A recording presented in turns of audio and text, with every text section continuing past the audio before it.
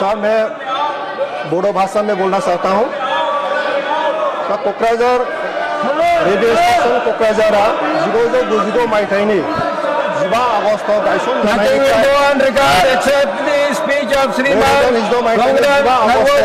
नैजिस्नि बोसोर जागासिनो आसामाव गासै 19टा रेडियो स्टेशन दङ बेनि गेजेरावहाय कक्राझारा बर' रावजों फोसावजानाय मोनसे फुल प्लेजेड रेडियो स्टेशन सार गायसनजेननायनिफ्रायनो बे रेडियो स्टेशननिफ्राय बर' रावजों रादाब मेथाइ थुनलाइ सावरायनाय बायदिसिना फोसावबोदों आरो दिनैसिम फोसावगासिनो दङ सार 1999 मायथाइनि 15 आगस्ट गायसनजानायनिफ्राय बे रेडियो स्टेशनाव मोननै सेक्सन सोलिबोदों बे प्रधान सेक्सन आरो इन्जिनियारिं सेक्सन मोननैबो सेक्सनाव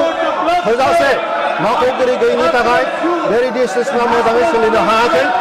आरो दिनैसिमबो बे रेडियो स्टेशनावहाय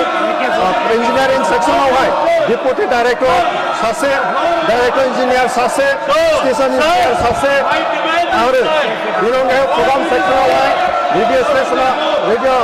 स्टेशन डाइरेक्टर सासे एसिस्टेन्ट स्टेशन डाइरेक्टर सासे प्रग्राम एजुकेटिभ सानै ट्रान्समिसन एजुकेटिभ साथाम एनाउन्सार साथाम बे गासैबो मावख'गिरिफ्रा दिनैसिमबो सुफुंजायाखै जायनि थाखाय बे स्टेशना मोजाङै सोलिनो हायाखै सार आथिखालावहाय बे ट्रान्समिसनावहाय फुंनि बाहागोआव 4 बाजिनिफ्राय 10 रिंगासिम इभिनिं ट्रान्समिसनखौ सोलियो आरो 4 रिंगानिफ्राय 10:30 रिंगासिम फोसावगासिनो दङ सार कक्राझार आकाशबाणीखौ आबुं महर होनानै सामलायनो थांखि गायसनदोंब्लाबो दिनैसिमबो नांगौ बायदि मावख'गिरि मासिखौ सुफुंनाय जायासै